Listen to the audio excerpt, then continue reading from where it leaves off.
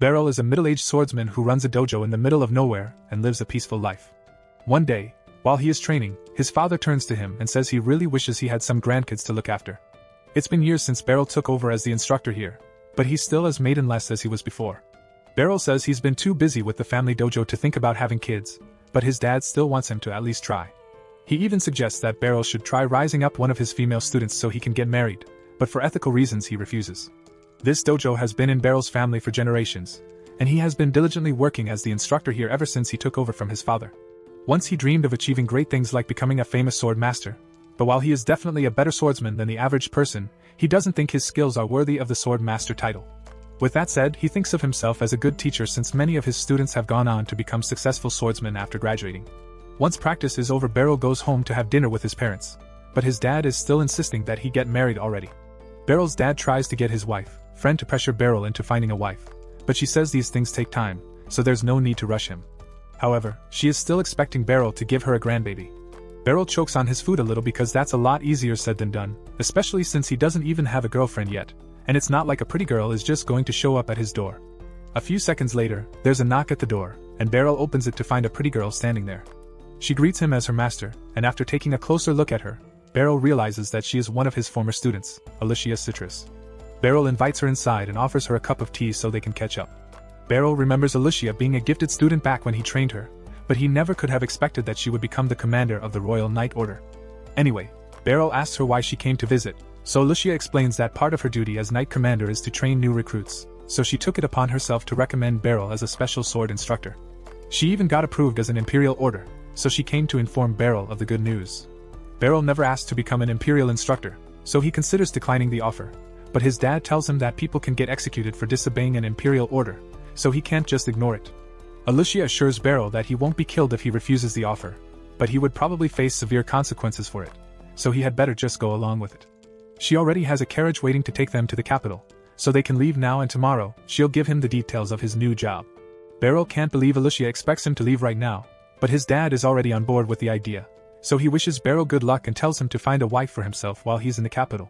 In fact, he says Alicia would make a great wife for Beryl, but Beryl tells him to stop saying stuff like that because it's making Alicia uncomfortable. There's way too much of an age gap for him and Alicia to become a couple, but Alicia mumbles under her breath that she wouldn't mind. Anyway, Beryl doesn't want to find out what the severe consequences are, so he agrees to the offer and accompanies Alicia to the capital. While the two of them are sitting in the carriage, Beryl notices that Alicia is still using the sword he gifted to her. This is a sword Beryl gives to all the students that graduate from his dojo, and Alicia has taken special care of hers ever since she got it. Beryl is glad to see that she values his gift so much, but he doesn't think sword is good enough for a knight commander like herself to use. He says she could find something better at any other blacksmith, but Alicia says this sword is the perfect one for her. Beryl assumes she must be so attached to that sword because as her former master, she still believes that anything she gets from Beryl is superior, but he is just an ordinary swordsman, so he'd never be able to cut it as a special instructor. Just then, Alicia speaks up and says she is so excited that the hillbilly sword master is finally coming to the capital. Beryl has no idea who she's talking about because he's not a hillbilly, and he's definitely not a sword master, but she tells him that he is well known in the world of swordsmanship. He has trained dozens of students who went on to become legendary swordsmen and adventurers, so he is a bit of a living legend, although Alicia isn't happy with the nickname he got. Beryl finds the story interesting, but he is convinced that Alicia is the only one who thinks of him as a sword master. Soon, they arrive at the royal capital, so Alicia drops Beryl off at an inn so he can rest, and she says she'll come pick him up tomorrow morning. The next day, Alicia takes Beryl to the castle and introduces him to the Knight's Order. She informs all of the recruits that Beryl is so strong that even she would be no match for him, so they should feel honored to have such a skilled man as their teacher. However, a couple of the knights don't think Beryl deserves to be in such a high position, and one of them is particularly unhappy about this. A little while later, Beryl is talking with Alicia in the halls, and she is congratulating him for officially becoming a special instructor. She tells him he only needs to come in to train the recruits 3 or 4 times a month so it shouldn't interfere too much with his usual lessons at the dojo. Just then, a girl comes running up to Beryl, and she is so excited to see her master again that she can hardly contain herself. Her name is Karuni, and she was a student at Beryl's dojo 2 years ago. He recalls that her dream was to join the Knight's Order, so he is glad to see that she actually made it happen. Although Karuni is still only a trainee, so she's still got a lot of work to do before she can become a proper knight. With that said, she is happy that she'll get to train under Beryl again, and the same goes for Alicia. Later that day, Beryl returns to his home, but as he opens the door, he finds that yet another one of his students has come to pay him a visit. His name is Randrid, and he came to introduce Beryl to his wife and newborn child. Beryl is happy to see that Randrid is doing well, but his father cuts him off and says Beryl shouldn't bother coming home until he has a wife and kid like Randrid over here. Speaking of Randrid, after graduating from Beryl's dojo, he went on to become a platinum rank adventurer, but now that he has a child he wants to retire and move back into the village. Platinum rank is pretty hard to achieve, so Beryl is surprised that Randrid is willing to give it up so easily. But then again, being an adventurer is dangerous works, so he probably doesn't want to risk it while he has a child to take care of. While he's here, Randrid promises to do his best to run the dojo, but Beryl has no idea what he's talking about. Beryl's father tells him that since Randrid is decently skilled, he can take over as the dojo's instructor, and that means Beryl won't have to stay here anymore, so his father is kicking him out, even though Beryl owns this house. The next day, Beryl explains the whole situation to Alicia, and explains that he needs to find a house here in the city. The inn he selected yesterday was a little too luxurious for him to stay there permanently, so he wants to find a place that's more affordable, and Alicia is more than happy to help him look. She asks him if he'd like to come and live at her house, but Beryl doesn't think that would be appropriate, so much to Alicia's disappointment, he turns her down. Alicia then asks him if he would like to get some food with her since it's lunchtime, and Beryl is fine with that, so they start heading for a restaurant. However, while they are walking, someone calls Alicia shameless for walking around town with a man and calling him master without a second thought. The girl and Alicia seem to have an unpleasant history together, and the girl thinks it is outrageous that a proud knight commander would be running around with a random man. Beryl has been trying to hide his face so he can avoid conflict, but the girl wants to see his face, so she pulls the map down, and as soon as she recognizes Beryl, she calls him master too. Beryl is confused by this because he has no idea who she is, so she reminds him that her name is Serena, and he once saved her and taught her how to use a sword. It takes a while for Beryl to remember, but he eventually recalls finding an injured girl 20 years ago. He took her in, nursed her back to health, and eventually taught her how to fight, but he hadn't seen her in over a decade, so he's pleasantly surprised to see that she's a black rank adventurer. Serena apologizes for not visiting Beryl all these years, but she's also curious as to why he is suddenly in the royal capital. Alicia explains that Beryl has been appointed as a special instructor for the Knight's Order, so he is moving to the capital, and she is here to help him find a suitable inn. However, Serena says she'd be much better at finding accommodations because as an adventurer, she was used to staying in inns. Serena and Alicia start arguing over who gets to go house hunting with Beryl, and Beryl has no idea why the two hate each other so much, but with their help, he eventually manages to find an inn that suits him. He thanks both of them for their help, but he asks them to please stop arguing with each other for his sake because he can't listen to any more yelling. Out of respect for Beryl, the two of them stop arguing with one another and quietly walk home. Beryl watches them from a window, and while he can't say he will enjoy all the excitement of city life, he thinks it's nice that he will have so many of his students around to take care of him. The next day, the Knight's Order is training as usual, and the Vice Commander, Blitz, is absolutely dominating all the others with his skill. After defeating his sparring partner, Alicia suddenly makes an announcement and informs everyone that there has been a change to the schedule. Instead of once a week, Beryl will be instructing them starting today, so she expects them to work harder than ever before. Beryl tells them all that he is happy to be here, but before he can begin his first lesson, Blitz approaches and says he has something to say. To be a special instructor for the Knight's Order, Beryl would need to possess a certain level of strength, so he is challenging him to a duel. Blitz isn't trying to be disrespectful, he simply wants to make sure that Beryl is good enough for the position, and as the Vice Commander, he is within his rights to ask for a duel, so Alicia sanctions it. Beryl really wishes she would stop agreeing to things on his behalf, but since Blitz challenged him, he has no choice but to get ready for the duel. Blitz is sure that Alicia only thinks highly of Beryl because he was her instructor when she was a kid, but that doesn't mean Beryl is cut out to be a special instructor for the Knight's Order, so Blitz is going to prove that by defeating Beryl right now. Beryl agrees with Blitz because he doesn't think he is good enough for this job, but it would look bad for Alicia if the man she recommended lost easily, so he decides to do his best against Blitz. The duel commences, and Blitz charges in to attack Beryl. Beryl begins parrying the attacks, and he is amazed by the sheer power and speed that Blitz possesses. But he knows that if he can deflect one of the strikes just right, then it will leave Blitz wide open and he can close in for a strike. That's exactly what he does, and Blitz is left speechless because in a real battle, he definitely would have died just now. That counts as a point for Beryl, so the two of them return to their starting positions and Blitz begins attacking again.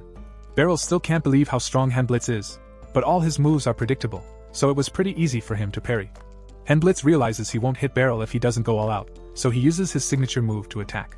The Warring Blade technique has so much power behind it that it can't be blocked or parried, so there should be no way for Beryl to win here. However, after Blitz swings his sword, Beryl disappears and reappears behind him with his sword next to Blitz's neck. With this, Beryl has officially won the duel, and Blitz isn't even mad about it. He is just amazed by the skill Beryl just displayed, and he apologizes for being so rude earlier.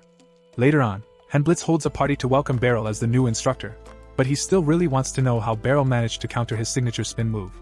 Beryl explains that all he did was move along with Blitz's rotation, which is how he ended up behind him, but doing it is a lot harder than Beryl makes it sound.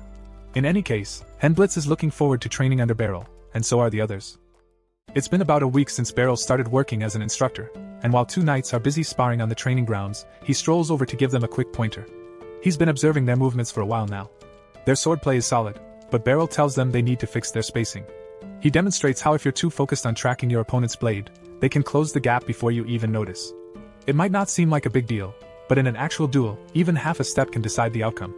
Beryl figured he was just handing out some basic tips, but from the way everyone is staring at him like he just dropped divine wisdom, you'd think he reinvented swordsmanship. Ever since that duel with Blitz, the knights have been hanging on his every word like it's scripture. Honestly, Beryl can't complain because it's definitely made training smoother. After the session ends, Beryl takes a seat to cool off, and Blitz walks over and hands him a towel to dry off. A little while later, Karuni strolls up and asks if Beryl's got anything going on after this. He wasn't really planning on doing much, and that's all she needs to hear before asking if she can give him a little tour of the city. Beryl thinks about it, and realizes he hasn't really seen much of Baltrain yet, so he agrees. Karuni practically lights up with excitement, and darts off to change into something more casual. Elsewhere, Alicia is neck-deep in meetings with royal officials delivering an update on the Night Order, especially concerning their newly appointed special instructor. She assures them that Beryl has already gone above and beyond expectations. With nothing more to cover, the meeting wraps up. Before taking this role, people warned her. If you want to keep honing your sword skills, don't become knight captain. The bureaucracy alone will drag you down, but she didn't take this position for herself. She took it because it was the only way to bring Beryl here to the capital. Years ago, when Alicia was still a little girl, her parents brought her to Beryl's dojo to learn self-defense, and from the very first moment she met him she could tell he was a good man. And once she joined the dojo, Beryl had her practicing sword swings, hopping from stump to improve her footwork, and working on her strength with simple exercises. His methods might have been unusual, sure, but under his guidance, wielding a blade started to feel second nature. One day, Beryl asked Alicia if she wanted to spar with him, and she instantly agreed, excited to show off everything she learned. But the moment their mock battle started, she realized she couldn't find a single opening in his stance. Growing up under Beryl's guidance, Alicia had assumed that all sword instructors were as skilled as he was. But that illusion shattered one day during a group trip to a dojo-wide mock battle against another school. Her opponent in that match was the definition of sloppy. He left his guard wide open and charged in with the strategy of a 5-year-old, no patience, no control. And Alicia absolutely wiped the floor with him. So, the match was over before it even started. After the event, Beryl and the group were walking back to their dojo, and he seemed pleased that his students got to test themselves against different styles. Along the way, Alicia asked if their dojo was just better than the others because their dojo won every battle. Even Beryl himself won against their master. But Beryl didn't like thinking about it in terms of who's better. Sure, they won today, but the real takeaway wasn't about victory. It was about what they learned from the experience. Alicia got the message, but then she suddenly noticed that her hairpin was missing. She must have dropped it back at the other dojo, and it meant a lot to her. So, she told Beryl she'd go back to find it. By the time she returned to the rival dojo, she started searching around for it, only to see that the guy she beat earlier had picked it up. For a second, it looked like he might just hand it over and act like a decent human being. But of course, that would be too easy. So instead, he chucked the pin into the dojo behind him and told Alicia she'd have to fight all of them if she wanted it back. He may have lost earlier, but with backup, he was sure he could win this time. Now, judging by how bad their sword skills were before, Alicia probably could have taken them all down on her own. But she knew Beryl wouldn't want her using her training to beat people senseless out of pride. So, she stood her ground and braced herself for the hit, ready to take it rather than fight back. But before the guy's swing could land, Beryl stepped between them and took the blow himself. The strike didn't hurt him much, but he still winced a little. Looking straight at the group of boys, he calmly asked if this was really the kind of swordsman they wanted to be. The damn fool still doesn't get how messed up his actions are, so he winds up and tries to smack Beryl on the head this time. But Beryl effortlessly ducks under the swing and in one quick move knocks the sword right out of his hands. Before anyone can blink, Beryl is already parrying blows from the rest of the guy's friends, keeping them at bay with clean, controlled strikes. But before things can spiral any further, the head of the dojo rushes in. He heard the commotion and got there as fast as he could, and he's clearly ashamed of what he's walked into. With a heavy heart, he kneels down and offers a sincere apology to Beryl, swearing that something like this will never happen again under his roof.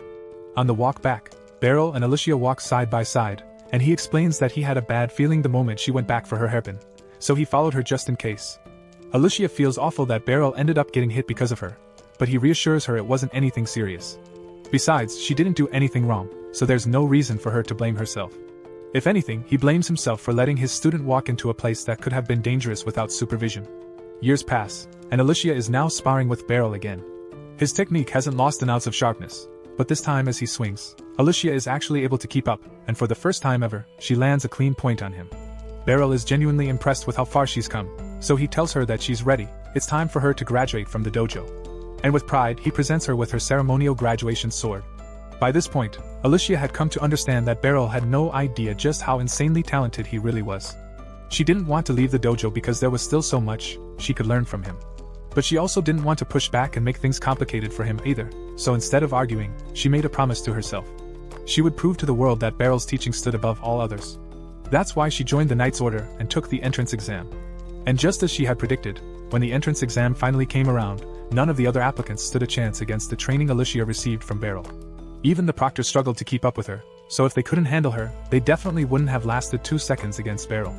His reflexes were unreal, and his ability to read people mid-fight was on a completely different level. To Alicia, there was no question in her mind Beryl was the strongest swordsman alive. But the man himself had no clue how skilled he truly was. And knowing him, he'd probably be perfectly content staying some nameless sword master living a quiet life in the countryside. Alicia, however, refused to let that happen. So, bit by bit, she climbed her way up through the Knight's Order, gaining rank and influence, all with one goal in mind, giving Beryl the recognition he deserved.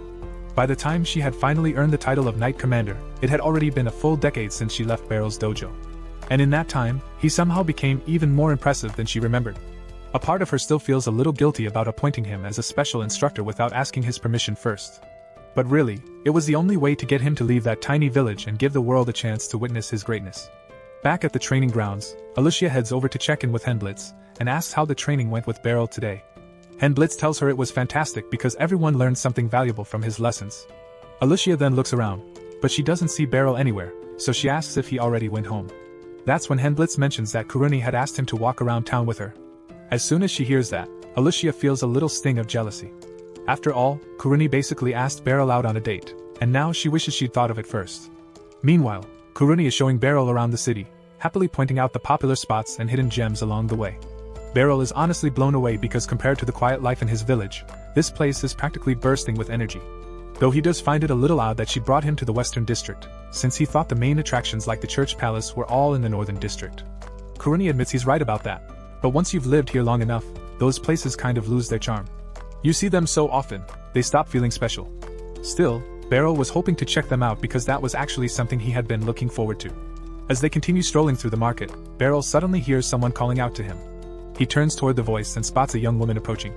She's cheerfully calling him master, which means she must have trained under him at some point, but for the life of him, Beryl can't figure out who she is. The girl seems pretty familiar with Kuruni too, but that doesn't help much either.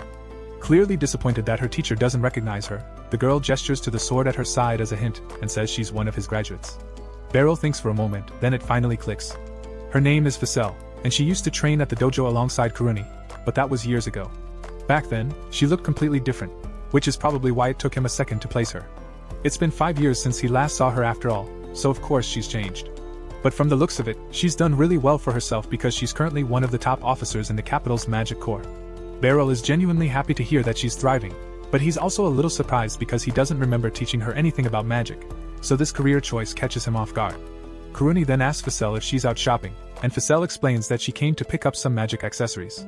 That term's unfamiliar to Beryl, so Facel picks up one of the items and explains that it's a tool that lets just about anyone use magic. Of course, she doesn't need them herself because she's more than capable of casting magic on her own. Beryl is pretty shocked to learn that. He knew Facel was good, but he didn't expect her to be this strong. Then again, she did say she's with the magic corps, so it adds up. Just then, a scream cuts through the street. A woman nearby yells that someone's stolen her purse. Beryl instinctively prepares to give chase, but before he can move, Facel steps forward and says she's got it covered. She draws her sword, channels magic into it, and sends a burst of energy flying toward the thief. In a flash, the magic wraps around the guy's legs, knocking him flat onto the street. Before he can scramble back to his feet, Kuruni swoops in and restrains him with ease. Beryl watches the whole thing unfold, impressed by how smoothly the two handled it, especially Facel because her sword magic is unlike anything he's ever seen before. Facel then explains that she wraps her blade in magic whenever she fights, and Beryl's sword training actually made it easier for her to tailor her spellcasting for close combat. She's genuinely thankful for everything he taught her, and Beryl in turn is glad to see one of his students still making good use of the fundamentals he drilled into them. The next day, Beryl wakes up very early and heads out for a walk around the city, like its morning routine. As he's taking in the sights, he hears someone calling out his name. He turns to look and sees a small girl standing a few feet away. Thinking she's a lost child, he bends down a bit and gently asks if she needs help finding her parents. That's when she gets loud and snaps at him for treating her like a kid. According to her, she's actually the leader of the entire magic corps. Beryl assumes she's just playing a fantasy game, so he doesn't bite. The girl is visibly annoyed that he won't take her seriously, so she holds up a finger and casually conjures a giant fireball to prove her point.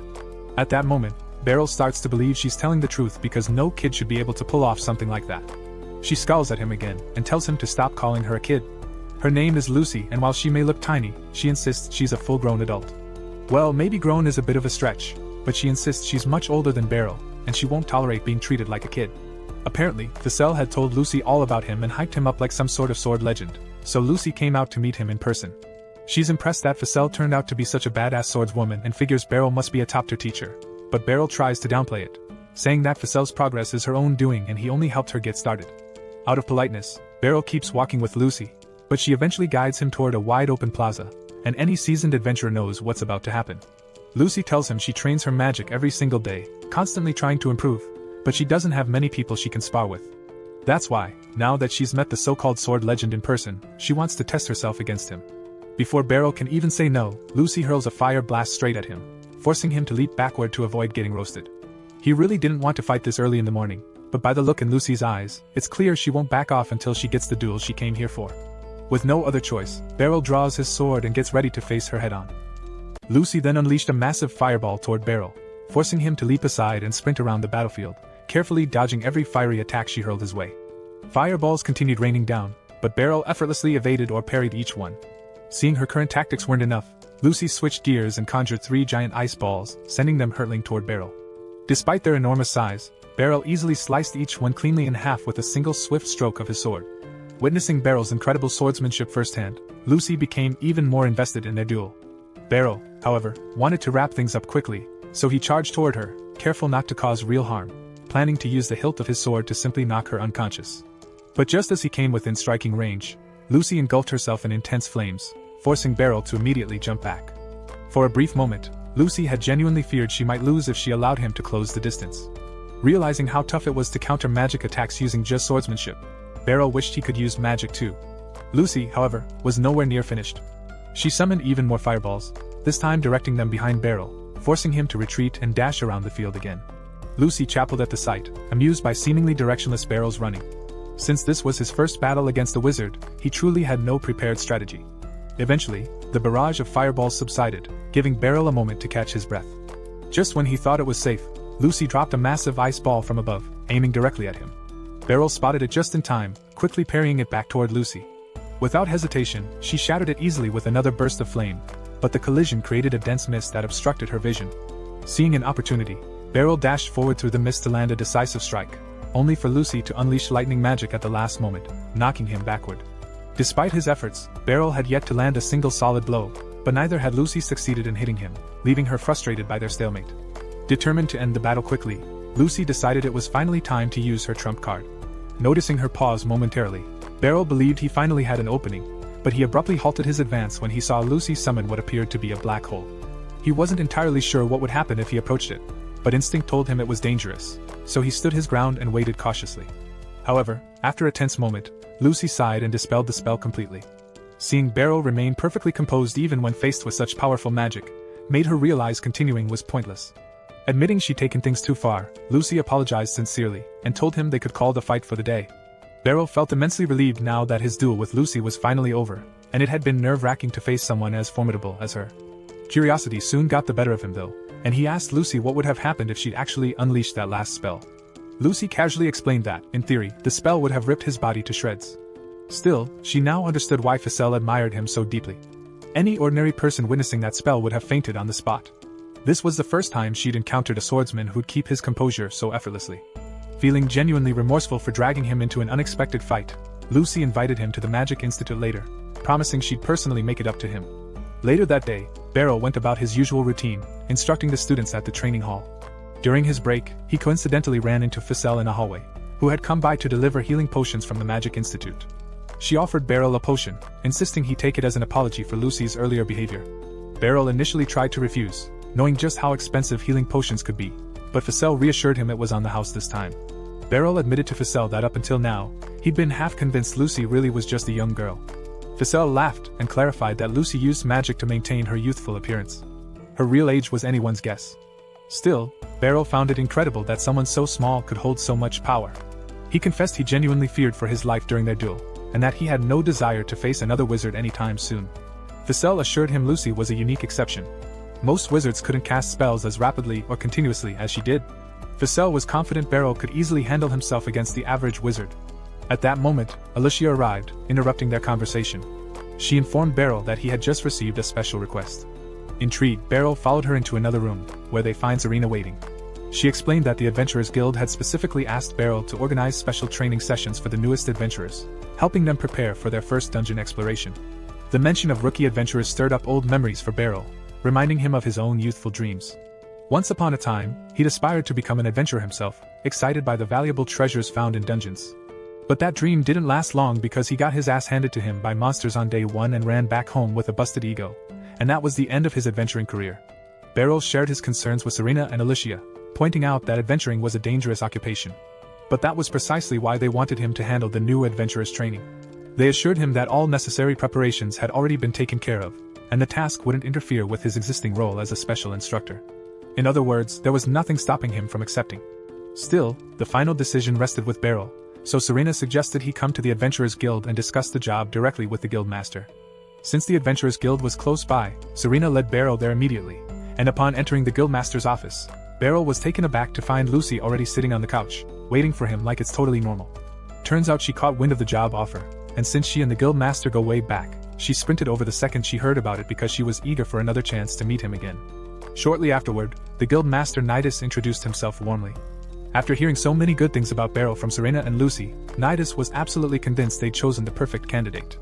Beryl attempted to remind Nidus that he hadn't actually agreed to take the job yet, but Nidus cheerfully ignored his protests. Nidus then gestured toward his assistant Mei-Jin, instructing Beryl to speak with him about the specifics of the job. However, before discussing anything else, Mei-Jin wanted to clarify a few important points. He asked Beryl if he had any prior experience as an adventurer. Beryl honestly answered no, causing Mei-Jin to question whether he was truly qualified to instruct new adventurers. Beryl inwardly felt relieved at this skepticism, hoping it might provide him an excuse to avoid accepting the job. However, Megan's doubts immediately irritated Serena and Lucy, who had both strongly vouched for Beryl. Mei-Jin calmly explained that he wasn't questioning Beryl's reputation out of disrespect. He simply wanted to ensure the adventurers' safety, especially since there had been recent reports of unusual monster activity. Nidus understood Megan's concerns and asked what Beryl would need to do in order to prove himself. After thinking for a moment, Mei-Jin declared that if Beryl could win a duel against Serena, who held a prestigious black rank, he'd acknowledge Beryl's qualifications. Serena enthusiastically agreed to the proposal, leaving Beryl with no room to argue. Seeing that everyone was on board, Nidus decided to arrange the duel immediately. Not long after, Beryl and Serena were already standing face to face on the training grounds, surrounded by a large, enthusiastic crowd. Everyone was eager to see the legendary Serena in action and to find out exactly who her opponent was. Serena herself could hardly contain her excitement, thrilled by the opportunity to cross swords with her master once again. Back when Serena was just a kid, she and her parents were traveling with a merchant caravan. During their journey, however, the caravan was suddenly attacked by a beast that tore the carriage apart. In a final desperate act to save their daughter, her parents threw her off a nearby cliff, making her the only one to survive that tragic day. When she finally regained consciousness, the first thing she saw was Beryl standing over her. He gently took Serena back to his house, carefully treating her wounds, and once she had begun to recover, he started asking her some gentle questions. She managed to tell him her name was Serena, but the moment he brought up her parents, she quickly became overwhelmed with panic. Noticing her distress, Beryl told her to forget the questions and just rest until she was ready. With no place else to go, Beryl approached his parents to see if they'd be willing to let her stay with them, at least until they found her a new home. His parents happily agreed, and from that moment onward, Serena practically became part of their family. Initially, she struggled to open up and felt unsure about her new environment, but one morning, she caught sight of Beryl training diligently with his sword outside. Noticing her interest, Beryl warmly invited her to join him, sensing it might help her come out of her shell. From then on, Serena spent as much time as she could training alongside Beryl, as he patiently taught her the fundamentals of swordsmanship. The bond between the two grew stronger day by day. Gradually, Serena started becoming more outgoing and confident. One morning, as Beryl was preparing for classes at his dojo, he found Serena already waiting outside, sword in hand, eager to train. With a smile, he invited her to join the class, pleased to see how seriously she took her training. Serena had grown deeply attached to Beryl and his family, and would have been content to stay forever. Eventually, though, a family arrived, willing to adopt her. Beryl and his parents believed that moving in with a new family was best for Serena's future, so they gently encouraged her to go. But deep down, Serena truly didn't want to leave, yet she didn't want to burden Beryl either, so she thanked him sincerely for everything and reluctantly went her own way. Several years later, Serena had already become a skilled, gold-ranked adventurer. While on an escort mission, her caravan was suddenly ambushed by a group of bandits led by a swordsman infamous for his deadly skills. Her teammate warned her to be cautious. But before he even finished speaking, Serena had already leaped fearlessly into battle, quickly defeating every bandit there without breaking a sweat. There were two main reasons Serena had chosen to become an adventurer. Firstly, she was driven by a desire to prevent others from experiencing the same kind of tragedy she endured. Secondly, she wanted to honor everything Beryl taught her by putting her skills to real use. Now, with the opportunity to duel her former mentor after 20 long years, she was determined to show him just how far she'd come. Beryl isn't exactly thrilled about the duel, but the excitement on Serena's face was unmistakable. As her former master, he felt it was his duty to give her a fight worth remembering. As the match began, Serena launches herself forward, unleashing a relentless barrage of swift and precise sword strikes. Her movements were incredibly fast, yet Beryl matched each of them effortlessly, leaving her unable to land even a single blow. Serena's excitement only grew as they fought, enjoying every second of the chance to battle someone at full strength without holding back. For his part, Beryl was genuinely proud to see how far Serena had come. It was clear she dedicated herself fully to training ever since she left him. But she's not quite flawless yet because he spots a slight stiffness in her left-hand swings. It's subtle, but enough for him to exploit. With perfect timing, he slipped his sword through the handle of her blade, disarming her in one swift move. Serena quickly tried to counterattack with her other sword, but Beryl smoothly swept her legs from beneath her, leaving her sprawled on the ground with his blade pointed gently at her neck.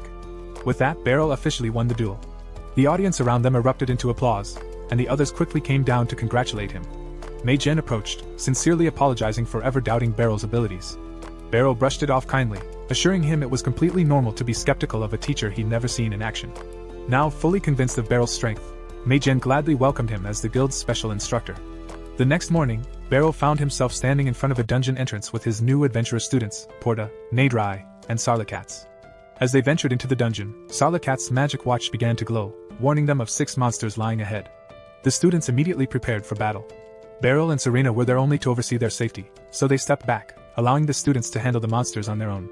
The three quickly engaged with the goblins and managed to defeat them swiftly, demonstrating impressive teamwork and coordination. As they continued deeper into the dungeon, the rest of the exploration went smoothly. Soon enough, they had explored the entire dungeon without any serious incidents, and began to make their way back toward the entrance. While returning, Beryl felt slightly uneasy, noticing there seemed to be fewer monsters than he expected. Suddenly, as Porta moved toward the dungeon's exit, Sarlacat's magic watch violently shattered, detecting something far more powerful than it was designed for. Beryl urgently shouted a warning to Porta, but it was too late because Porta was suddenly grabbed by the unseen threat. The young adventurer was badly wounded, but still alive, desperately in need of immediate medical attention. However, Beryl and Serena knew they couldn't help him until the powerful creature was dealt with first, and that wouldn't be easy. Standing before them was a legendary monster known as the Xenograble, a specially designated target infamous for its terrifying strength. Even the most seasoned adventurers would struggle to survive an encounter with such a beast, yet there was no choice. Beryl and Serena prepared themselves, ready to fight for their lives. Beryl then starts thinking that he is seriously regretting coming on this assignment, but at least Serena is here with him. And since she's a black-ranked adventurer, dealing with a griffin shouldn't be an issue for her. And while she's busy with that, Beryl intends to rush over and help Porta. But when he reaches out for a healing potion, Serena was already thinking the same thing and quickly gives him a high five and declares she'll handle helping Porta herself while he deals with the griffin. And unfortunately for Beryl, he doesn't even get the chance to protest because the griffin suddenly lunges at him, forcing him to dodge quickly, leaving him no option but to engage in combat. As the griffin swipes at him, Beryl adeptly deflects its claws with his sword, and when a chance arises, he swiftly targets the griffin's legs. But badly for him, the creature's scales are incredibly tough, rendering his strike ineffective. He's essentially stuck on the defensive now, but he needs to hold out long enough for Serena to secure Porta's safety.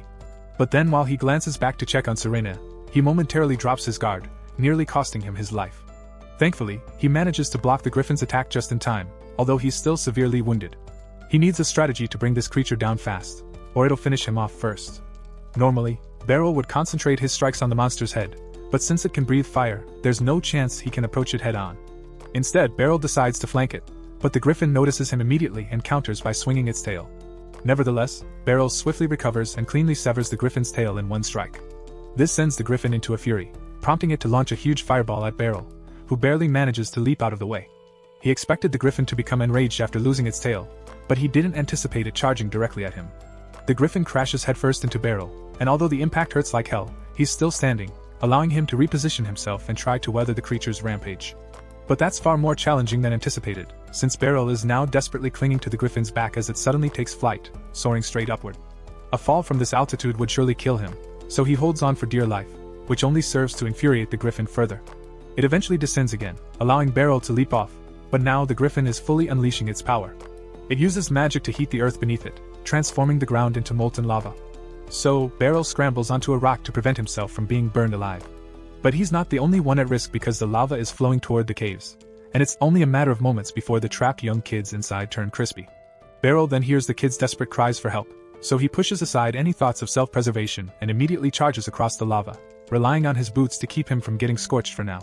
He clashes with the griffin again, but even now, he struggles to pierce through its armor like hide. The beast then unleashes another barrage of firewalls, forcing Beryl into a frantic dance of dodging and weaving across the molten ground. One of the blasts detonates near him, sending Beryl flying into the air, but he manages to turn the momentum to his advantage, plunging his sword straight into the griffin's eye midair. The griffin howls in agony, thrashing violently to throw him off. The good news is that now the monster is half-blind with Beryl's sword lodged deep into its eye socket. The bad news? Beryl is now weaponless, with no blade left to defend himself or counterattack, and the griffin, driven wild by pain, looks ready to tear him apart. Just as it seems like all hope is lost, the griffin suddenly glances upward, and there soaring down from the cliff above is Serena. She descends at full speed, crashing into the griffin with a devastating blow that slams it into the ground. And before the beast can recover, Serena reacts swiftly, slicing its throat in one clean strike, ending the battle once and for all.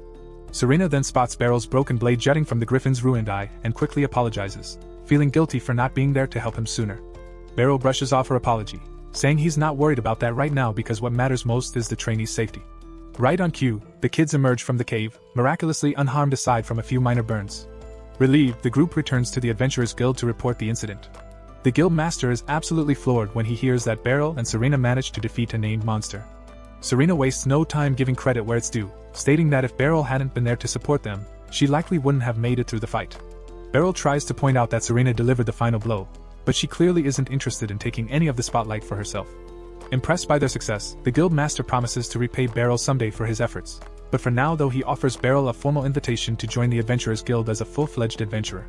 But Beryl immediately turns him down without a second thought. Afterward, Beryl and Serena step outside, and Serena apologizes once again, admitting that Beryl only got dragged into all this because she had been bragging about his strength to everyone. Beryl assures her that he doesn't mind, though he still feels like he's not deserving of all the praise being thrown his way. Still, Serena insists that he was truly incredible out there, and she's grateful she got to stand beside him in a real fight where their lives were on the line. Beryl thanks her too, pointing out that every decision she made was on the mark, and it's thanks to her judgment that everyone came back alive. Serena lights up hearing his words, though she humbly says she doesn't think she earned such praise. But Beryl disagrees, telling her flat out that she's grown into a fantastic adventurer and deserves every bit of the recognition. The following morning, Beryl wakes up early determined to deal with his broken sword. The problem is, he's not familiar with the capital's layout yet, so he asks Kuruni if she can show him the way to a blacksmith. He thanks her for accepting the favor on such short notice, but Kuruni says she was heading to the blacksmith anyway, so it's no trouble at all. And of course, Alicia decides to tag along too, not because she's jealous or anything. She claims she's tagging along purely because choosing a new sword is an important matter, and she wants to help Beryl pick wisely. But deep down she knows she's already missed so many chances to spend time with him, and she can't let this one slip away too. Eventually, they arrive at the blacksmith's workshop, where the owner steps out to greet Kuruni. However, his attention quickly snaps to Beryl, and the man freezes, looking absolutely stunned. Turns out, this blacksmith Balder used to be one of Beryl's students back in the day. And yes, even though he was technically older than Beryl at the time, he's still trained under him. Balder had wanted to master swordsmanship because he believed it would make him a better blacksmith, and despite the age difference, he had taken Beryl's lessons very seriously. Judging by the impressive shop he's built, it's clear that Balder's dedication paid off. And since everyone is gathered here, Balder asks what they need help with. Kuruni steps forward mentioning she needs her short sword sharpened. Balder happily agrees and asks her to hand it over. Kuruni passes him the blade and Balder examines it carefully, turning it over in his hands. After a long moment of silence, he lets out a deep sigh, drops the sword onto the counter, and tells her bluntly that the weapon is beyond saving because she's completely ruined it. Alicia then comments that it is strange that Karini managed to ruin her sword, considering how careful and precise she usually is during training. But if that's really the case, then there's only one logical explanation, and Beryl quickly catches on. He turns to Karini and asks her what it feels like when she holds the short sword. After thinking about it for a second, Karini replies that the sword feels light to her. In the moment Beryl and Balder hear that, they both immediately realize what the issue is. They explain to Karini that she isn't cut out for wielding a short sword, because if you can't properly feel the weight of your weapon, you'll never be able to use it effectively. With that settled, they agree it's time to find her a new blade. Beryl then suggests that she might actually be better suited for a two-handed great sword. Karini may look small, but she's strong enough to handle the extra weight without much trouble. He hands her a great sword to try out, and even though it feels a lot heavier than what she's used to, it's still manageable. Confident she can swing it well enough, Karini decides to buy it, especially since Beryl recommended it himself. Plus, she thinks it looks awesome slung across her back. With Karini's business taken care of, Beryl starts browsing Balder's selection to find a replacement for his own broken sword. However, Alicia immediately jumps in, insisting that a swordsman of his level should have a custom forged weapon, but Beryl doesn't really think that's necessary. He figures any good quality sword from here should be more than enough for him. But while he's still browsing, the front door bursts open and Serena walks in, landing a massive sack over her shoulder. At the moment Alicia and Serena make eye contact, they start bickering as usual, because neither of them can stand the other. Beryl quickly steps in to steer the conversation back on track and asks Serena why she's here. Serena explains that she's got a special job for Balder, then she slams the sack onto the counter and pulls it open to reveal the leg of the griffin they defeated together. She tells Balder that she wants him to forge a long sword out of the beast's remains. Balder is stunned because it's the first time he's ever been asked to craft a sword from a named monster's corpse. Still, he's a bit puzzled why Serena would want a long sword, considering she's famous for her twin blade style, but Serena clarifies that the sword isn't for her. It's meant to be a gift for Beryl. Beryl immediately protests, saying he doesn't deserve something so valuable. He reminds her that she was the one who delivered the final blow to the griffin, so she should be the one to keep the material. But she's adamant about it, insisting that gifting him this sword is the least she can do to make up for the blade he lost during the fight. Balder then cuts in the conversation and tells Beryl to just accept the gift already, not because he's siding with Serena, but because he's genuinely excited about crafting a legendary sword from named monster materials. And seeing no way around it, Beryl finally agrees to let Balder use the griffin's leg to forge a blade for him.